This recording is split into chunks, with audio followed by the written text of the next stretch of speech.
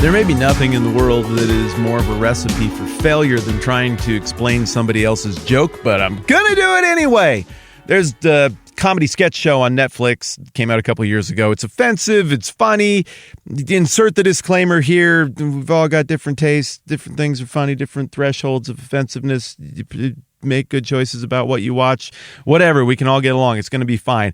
There is this one sketch that they do on the show where Tim Robinson, he's an SNL alum, and another SNL alum, what's her name? Cecily Strong, are together as a couple, and they go out to a club, and there's a magician there, and the magician is asking for a volunteer from the audience, and Tim's like, ooh, me, and he calls Tim up there, and then, he clowns him a little bit. He's like, all right, where's the ball? Nope, it's in your pocket. How'd they get in your pocket? What are you doing? You lying to me? And it's just how those things go, and it's uncomfortable, as those things always are uncomfortable, because I know for all of you, it's like clowns. Clowns is a big thing to be afraid of now. I have no fear of clowns. I don't know. They just are what they are.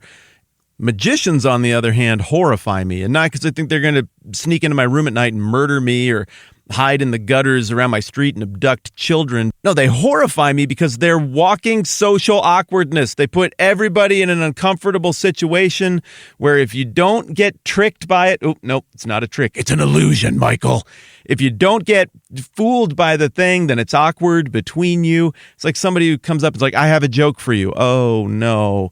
Well, I guess I have to be ready to laugh. It's an uncomfortable thing, and that's what the whole skit was about. But the magician illusionist thing, like, come on. I just want to know how you do it, and I don't want it to be weird between us, and I don't want to have to act fooled. What I want to do is just be like, do it again, do it again, do it again, do it again. Let me see the thing until I figure it out. But you can't do that, of course, because that's not what the social contract when you're hanging out with an illusionist entails. But if a dad who has a loving, nurturing relationship with his kid is doing something that kind of tricks the kid and is messing with him, and the kid is like, do it again, do it again, do it again, the dad is delighted, and he just keeps doing it again and again and again because there's trust and there's goodwill. And maybe at work that dad wouldn't like it so much if somebody was like, do it again, prove it, show me. But the difference between the two situations is, well, is it in good faith? Do you know the other person? Do you love the other person? And is the request for repetition born out of trust and good faith as opposed to not trust and malice? Oh my goodness, that might be the most roundabout way we've ever actually got to the likewise in one of these episodes ever. But I ain't changing it. Likewise, in Matthew chapter 16, we got a situation where the Pharisees and the Sadducees have created an evil alliance to come together to oppose Jesus. They're setting aside their political differences, and they want to get to the bottom of this mess and get this Jesus thing over with and out of the way. So they're like, all right, do another trick. And Jesus responds negatively, super negatively. He points to this old mariner's rhyme about looking at the color of the sky and knowing what's going to come next. And he's like, everybody should be able to look at what's going on and understand what the deal is. Why am I not just reading you the Bible? Good heavens, my paraphrase is so much worse. Matthew 16, starting in verse 1. The Pharisees and Sadducees came to Jesus and tested him by asking him to show them a sign from heaven. He replied, when evening comes, you say it'll be fair weather, for the sky's red. And in the morning, today it'll be stormy, for the sky's red and overcast. You know how to interpret the appearance of the sky, but you can't interpret the signs of the times? A wicked and adulterous generation looks for a miraculous sign, but none will be given it except the sign of Jonah. So as we started to process through yesterday, the problem here is that there is not goodwill in the conversation. The do it again, do it again, do it again thing is born out of malice and an attempt to trick and catch and expose, not born out of trust and belief that God can actually deliver people and that God has actually sent his Son in human flesh to be the Messiah and the Christ and to redeem all things. So we're at a loggerhead here. And then in the final sentence of Jesus' remarks here, he eliminates any doubt as to whether the do it again, do it again, do it again that he's getting from the Pharisees and the Sadducees is just, oh, we just missed the signs of the times. We just didn't quite read it right. Our bad, or malicious. He attributes it to malice, saying a wicked and adulterous generation looks for a miraculous sign.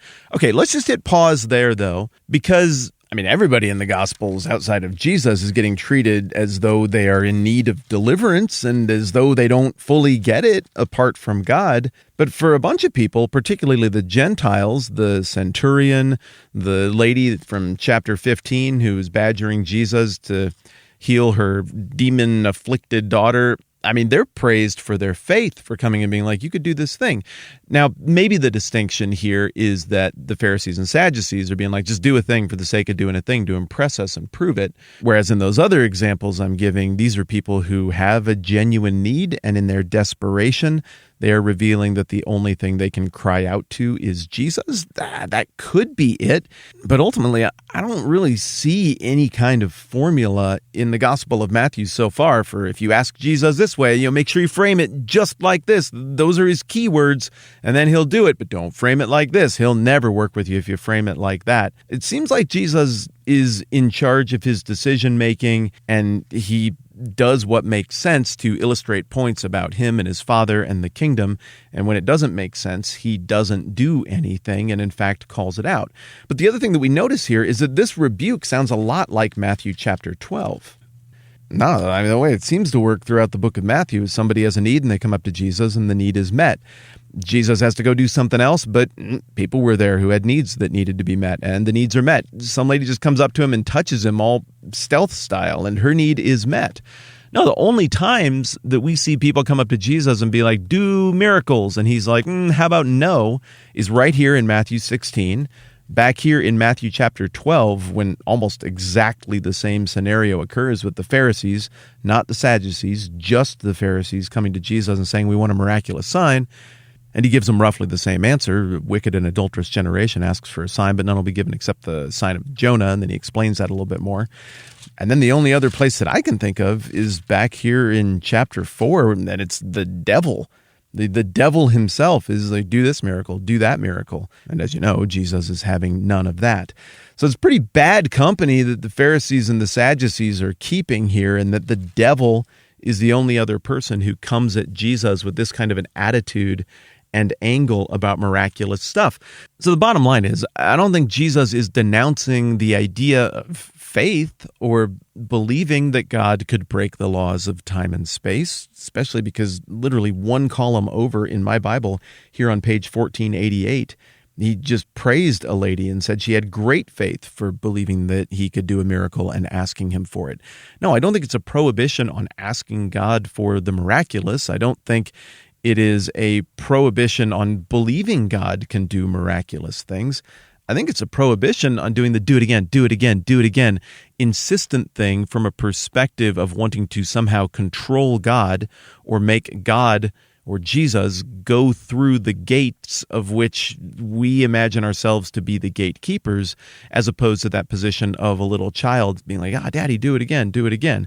That is the way the text seems to play out the distinction between the two. And I say all of this as one who leans a bit more skeptical in terms of most miraculous claims. I know that is disappointing to some of you. You've let me know, and you've been very respectful in doing so, and I appreciate that. But most of the miraculous claims I see in this day and age don't pass muster. They aren't very vettable. I'm not calling anybody a liar. I'm not saying what went wrong. I'm just saying, man, if the stuff that people claim was happening as often as they claim it's happening, you'd think that news would spread very quickly like it did in Bible times. I don't know, always going to start with a position of mild skepticism when I hear a miraculous claim, and maybe that's a gesture of not faith on my part. Maybe that's a gesture of me doing what John exhorted his dear children to do in the book of 1 John, in testing everything and holding on to the good and getting rid of the bad. We can come at that with a slightly different orientation, but even as someone who is admittedly a touch skeptical about modern miraculous claims, let me just say that I don't think this text is in any way saying you should not believe in any kind of breaking of the laws of time and space if you're a Christian, and you should not anticipate or hope for or pray for miracles, because to do so is wicked and adulterous.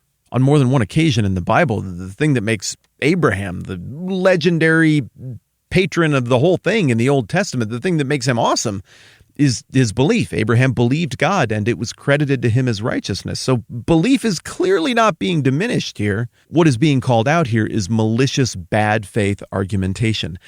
I know this seems like this is the simplest little passage in the world. It just seems like it's a little mariner's rhyme and then a rejection of the request, and that's that. But there's a ton going on here. I thought maybe I could get through it in one conversation, but I'm looking at it here. We're not going to get through it in one conversation. So tomorrow, we are going to round out this whole exchange. We are going to talk more about this Africa renewal thing that I am very excited about getting you in the loop on. We're hitting pause there. We'll pick up right where we left off mañana. I'm Matt. This is the 10-Minute Bible Hour podcast. Let's do this again soon.